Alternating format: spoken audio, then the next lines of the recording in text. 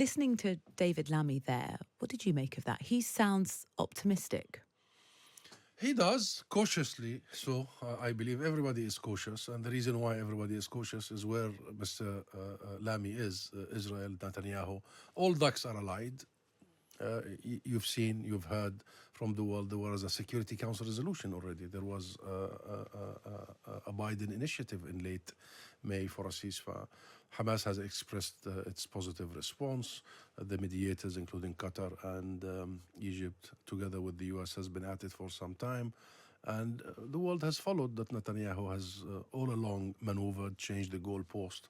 So we need sufficient pressure on Netanyahu to actually deliver what the world has a consensus on. And that's why the visit of the British and the French foreign secretaries is absolutely important, timely, and historic. And we literally wish them success, because nothing is needed now more than stopping this carnage, this madness.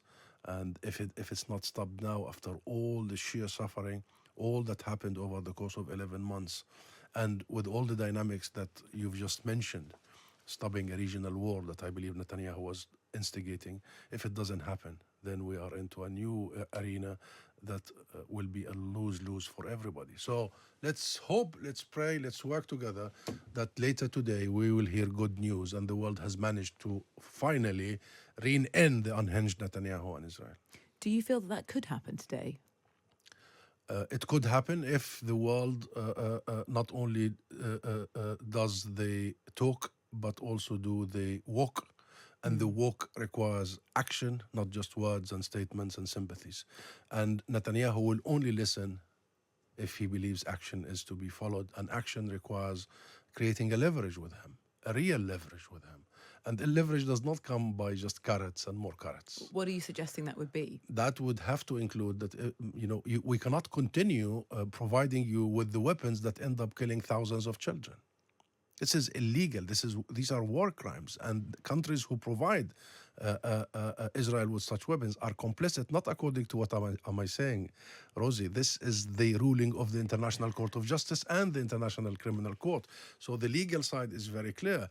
What needs to happen is that he realizes that there are international actions and consequences. Last night there was an Israeli settler rampage in a village near Nablus called Jet, where they killed a Palestinian young person, and they set fire on homes, cars. It was literally terrorism, and this is a state-sponsored terrorism. So the world need to impose sanctions, as did the previous British government, by the way. David Cameron imposed sanctions on settlers and the settlement ecosystem. So these actions, and there are more actions, the recognition of the state of Palestine, as did Spain, Norway, Ireland, and many other countries of late. There are certain actions that Netanyahu will realize he has no option but to abide by and respect international legitimacy and international consensus. I mean, Netanyahu has been fairly defiant up until this point and is willing to do so to the face of Joe Biden and presumably to David Lammy, our Foreign Secretary, as well, and our Prime Minister, Keir Starmer. You talk about breaches of international law there. Presumably, you want both sides to be held accountable to the standard of international law, and that would be the leaders of Hamas as well. That's why the state of Palestine has immediately, once it was recognized as a state in the UN system, acceded to the Rome Statute and officially sent a letter in 2014 already. You're talking about 10 years ago, to the ICC and all international judicial institutions, that the state of Palestine calls on you to investigate all war crimes committed in the land of the state of Palestine, the occupied land of the state of Palestine. But guess what, Rosie? Since then, who has been blocking us?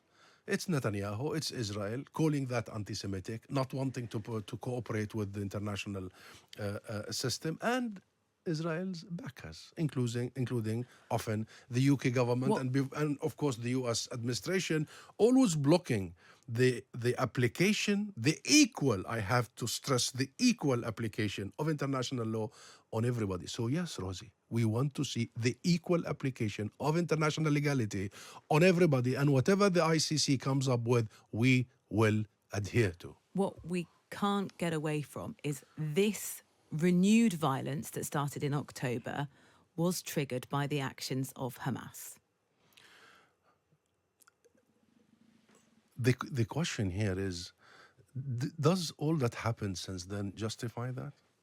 Do you think the murder of more than 15 children justifies that? Only yesterday, the heartbreaking image of a father who went out to get the birth certificate of his twin, coming back to their apartment, finding that his twin, newborn only 2 days ago, together with their mother and the grandmother, are slaughtered, killed by an Israeli airstrike on their safe area, supposedly safe area.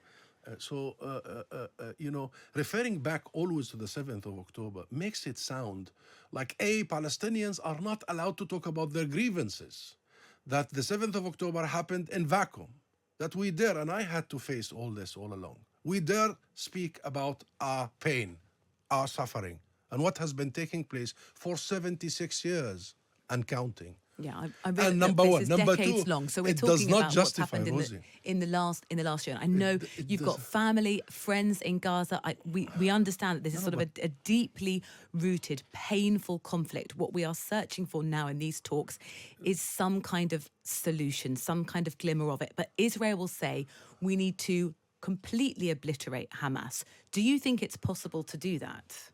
Two wrongs does not make a right. It doesn't. And what Israel has done since the 7th of October, what Israel has done before the 7th of October, this whole system of oppression, occupation, colonization, apartheid, besiegement, the supremacy that we have suffered from for all these years. I wish, Rosie, if you hadn't gone, go and see the situation there. This is the last remaining collective punishment and a situation of mass subjugation in the 21st century. So, but still, that hasn't quite grasped what I've asked, which is do you think it's possible to obliterate Hamas? And is there a way to do it which doesn't have civilian casualties? If you think Hamas or Fatah or any political faction is the cause of the conflict, think again, Rosie. They are the outcome. They are the product of the conflict. What we need to focus on is the root cause of all this. Because, even if Hamas or any other Palestinian political faction is gone, like many before, new ones will come out. So long as people are caged, but does that mean there isn't an effort are deprived of their very basic birthrights of equality before the law, of freedom, of dignity, they will keep producing political factions. So what is this? We are looking at the symptoms. We are not focusing on the root cause. So all of a sudden now it's Hamas. Before it was the PLO. Remember? So nobody is really trying to focus on this. And this is the moment. This is the moment. We don't just reach a ceasefire as if this is the achievement. This is nothing.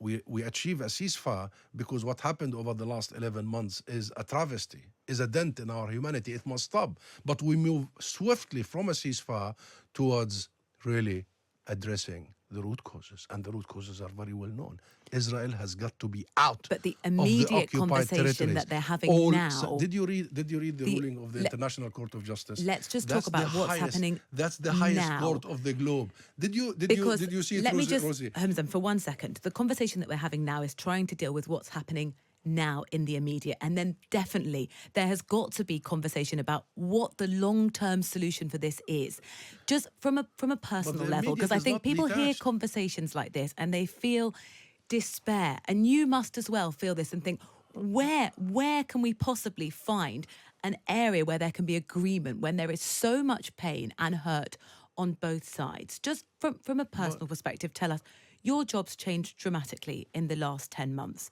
You must just be feeling that this is, I don't know, hope? Do you feel that there's a chance that this improves and it does in a way that's peaceful, which means no more lives are lost on either side? I do feel a sense of hope. Yes, I feel it because our people have proven yet again that they will go on struggling for their very legitimate rights, internationally granted rights. I feel hope because of the international public opinion, and particularly here in the UK. I mean, the last 11 months have seen the level of support, of solidarity. This is inspiring in every sense. And I feel a sense of hope because there is such a clarity in international legality. When we go to the International Court of Justice, You see, the legality side is very important. We have wasted so much time in discussing politics. First, we have Well, got politics to... is important because here we've got a whole new government. So the situation in the last 6 weeks has changed quite materially. But even Does that change things for you? But even politics has got to be played according to some certain rules and references. If we don't have that, then we are in the rule of the jungle. But and that's here exactly in the what we UK, had you're in the not last suggesting that David Lammy and Keir Starmer aren't abiding by rules. Do you feel more optimistic now we've got a new government in place here? I feel more optimistic that many governments, including the new Labour government, is closer to and more committed to international legality than previous governments. Yes, that's why the first thing they did was to actually withdraw the intervention at the ICC for, the previous government asked for the ICC not to issue arrest warrants against Netanyahu and Gallant, but the new government said, we fully respect international legality and the independence of the ICC. They have taken some steps towards reviewing the arms trade issue, and they have resumed funding for UNRWA. UNRWA is an international UN organization. So all this indicates that the new government is more committed to international legality. Yes, indeed. And that's exactly what we are saying. All what we say, linking to your first question, the rule of the law. That's it. Rule of the law has got to be applied on me, on you, on the Israelis, and on everybody. Enough. We have got to end almost a century of Israel being, and before that, since the Balfour Declaration, and since its foundation in 1948, being above the law, that is Israel, having full impunity by the West. Israel has got to be beneath the law, under the law, and everybody else. And I believe if we truly begin with applying the rule of law, we have a chance in the political arena. Before that, the political arena is a reflection of might is right. Should that's what Hamas happened come with to us. these negotiations? The Palestinians have their national institutions. They're legitimate national institutions that represent the entire Palestinian people and negotiate on their behalf. And you think that's sufficient? That is the PLO, the Palestine Liberation Organization, and we have a Palestinian national government. We have 149 countries fully recognizing the state of Palestine. We have a seat in the UN system, so the state of Palestine and the PLO would be negotiating on the Palestinian people, as has been the case all along. We have no issue of leadership. This is not an issue of reform or whatever. Needed it is. This is an issue of accepting the legitimate rights of the Palestinian people and acting on it now, not in a distant future. Husam Zomlot, I think you've put the case ahead. Thank you very much. The Palestinian ambassador to the